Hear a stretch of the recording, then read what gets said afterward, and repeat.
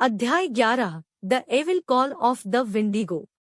उत्तर के विशाल और क्षमा न करने वाले जंगल के अंदर, जहां वायरस की हवाएं चल रही थी और बर्फ से ढके जंगल स्थायी प्रतीत होते थे, वहां भय की एक कहानी थी। विंडिगो की एक कहानी। विंडिगो एक दुर्भावनापूर्ण आत्मा थी, जिसके बारे में कहा जाता है कि वे लोग क्रूर ठंड के मौसम के महीनों में हिंसा और मानव मांस के सेवन के लिए आत्मसमर्पण कर देते थे। सारा, स्वर्गीय के लिए रुचि रखने वाली एक यात्री, ने विंडिगो की किंवदंतियों को सुना था और जंगलों से दूर ठंड की ओर आकर्षित हुई थी। वह नीच तत्व के पीछे की वास्तविकता को उजागर करने के लिए एक अभियान पर निकल पड़ी। जैसे ही वह जमे हुए दृश्य को पार कर रही थी, उसे घेरने वाली कहानियों के भारीपन से हवा भारी हो गई थी। जिले के मूल निवासी लंबे समय से विंडिगो से डरते थे। मानव ऊतकों के लिए इसके अथक प्रयास और लोगों की आत्माओं को प्राप्त करने की इसकी क्षमता पर चर्चा करते थे, जो उनकी सबसे अस्पष्ट लालसाओं के आगे झुक गए थे। सारा बर्फ से ढके चीड़ के बीच बसे एक दूर के शहर में दिखाई दी, जहां निवासियों ने विंडिगो की उपस्थिति के बारे में अपने दिल दहला देने वाले विवरण साझा किए। उन्होंने एक पकड़ने वाले को याद किया जो जंगल में भटक गया था। धन की प्रतिबद्धता से छल किया गया था, बस आत्मा द्वारा भस्म हो गया था और मानव ऊतक के लिए एक भारी लालसा के साथ शहर लौट आया था। वास्तविकता को प्रकट करने के लिए पूरी तरह से व्यवस्थित नहीं, सारा किंवदंतियों और अपनी स्वयं की प्रवृत्ति द्वारा निर्देशित बैकवर्ड में आगे भटक गई। उन्होंने उन लोगों की कहानियों का अनुसरण किया जिन्होंने विंडिगो का अनुभव किया था। प्रत्येक कदम उन्हें अज्ञात दुनिया के क्षेत्र में आगे ले जाता है।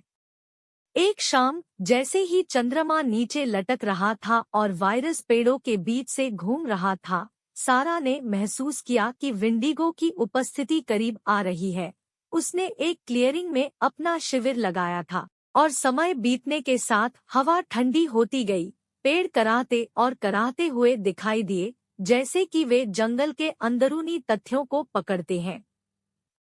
जैसे ही वह अपने तंबू में सो रही थी, सारा एक ठंडी आवाज में हिल गई। विंडिगो की डरावनी आवाज, यह एक अप्रिय बर्बर रोना था जो जंगल में गूंज रहा था, एक लालसा से भरा हुआ था जिसने उसे बाहर निकाल दिया। सारा दुष्ट आत्मा के सामने खड़े होने के लिए अभी भी हवा में उठीन। उन्होंने बैकवर्ड्स में आगे कॉल का पालन किया, जो दिशा की भावना से निर्देशित था, जो हड्डी को ठंडा करने वाले जंगल का विरोध करता था। यह व्यक्त किया गया था कि विंडिगो को बाहर करने के लिए किसी को क्रूरता और अस्पष्टता से भ्रष्ट हृदय के साथ इसका सामना करना चाहिए। जैसे जैसे वह पीछे के जंगलों में भटकती गई, विंडिगो की आवाज मजबूत होती गई, भूख और उदासी की भयानक आवाज। अंत में वह आत्मा के सामने रह गई, खाली आंखों और लंबे उपांगों के साथ एक पार कंकाल आकृति। अपनी उपस्थिति से अभिभूत विंडिगो ने उसे अपनी मंद भारी लालसा में लाने का प्रयास किया। फिर भी सारा ने क्रोध से रहित हृदय और सहानुभूति से भरी आत्मा के साथ एक क्रूर आश्वासन के साथ आत्मा का विरोध किया। उन्होंने विंडिगो को संबोधित करना शुरू किया ताकि उसकी खोई हुई मानव जाति और उसकी यादों को याद किया जा सके जो वह कभी थी। उन्होंने आत्मा को उस स्नेह और गर्मजोशी को याद रखने में मदद की जो उसने रोजमर्रा की जिंदगी में जानी थी। दूसरों के साथ पैदा किए गए बंधनों की प्रत्येक शब्द के साथ विंडिगो की विशाल संरचना लड़खड़ाने लगी। इसकी भूख संकट और अफसोस से बदल गई।